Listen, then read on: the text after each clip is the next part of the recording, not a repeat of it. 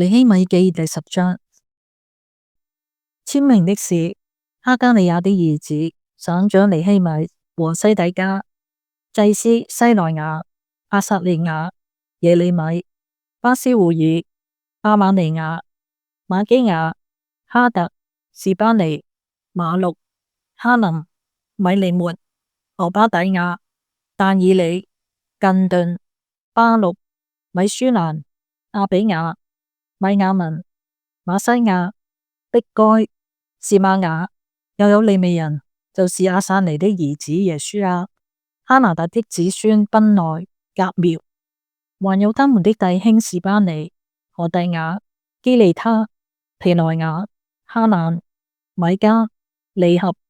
哈沙比雅、撒克、士利比、士巴尼、何第雅、巴尼、比尼努，又有民的首領，就是巴錄、巴哈摩亞、以蘭、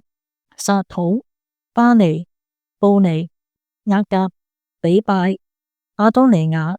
比格雅伊、阿丁、阿特、希西家、押索、何第雅、哈順、比賽、哈拉、阿拿特、尼拜、末比亞、米舒蘭、希色、米士撒別、撒督、押杜亞、皮拉提、哈南、阿內雅、何西亞、哈拿尼雅、哈述、哈羅克、皮尼哈、索伯、利宏、哈西拿、馬西亞、阿希雅、哈蘭、阿蘭、馬錄、哈林、巴拿，其餘的民、祭司、利未人、守門的、歌唱的、尼提寧和一切離絕鄰邦居民歸服神律法的，並他們的妻子、兒女，凡有知識能明白的，都隨從他們貴冑的弟兄發咒起誓，必遵行神藉他僕人摩西所傳的律法，謹守遵行耶和華我們主的一切誡命、典章、律例，並不將我們的女兒嫁給這地的居民，也不為我們的兒子娶他們的女兒。這地的居民若在安息日或什麼聖日帶了貨物或糧食來賣給我們必不買。每逢第7年必不耕種，凡欠我們債的必不追討。我們又為自己定例，每年各人捐銀1舍客勒1/3，為我們神殿的使用，就是為陳設餅、常獻的素祭和燔祭、安息日、月朔、節期所獻的與聖物，並以色列人的贖罪祭，以及我們神殿裏一切的費用。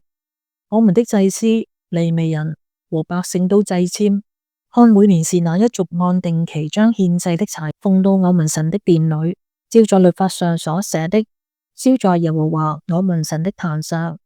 又定每年將我們地上初熟的土產和各樣樹上初熟的果子都奉到耶和華的殿裏。又照律法上所寫的，將我們頭胎的兒子和首生的牛羊都奉到我們神的殿，交給我們神殿裏供職的祭司，並將初熟之麥子所磨的麵和舉祭，各樣樹上初熟的果子、新酒與油奉給祭司，收在我們神殿的庫房裏。把我們地上所產的1/10奉給利未人，因利未人在我們一切城邑的土產中當取1/10。利未人取1/10的時候，亞倫的子孫中當有一個祭司與利未人同在，利未人也當從1/10中取1/10，奉到我們神殿的屋子裏，收在庫房中。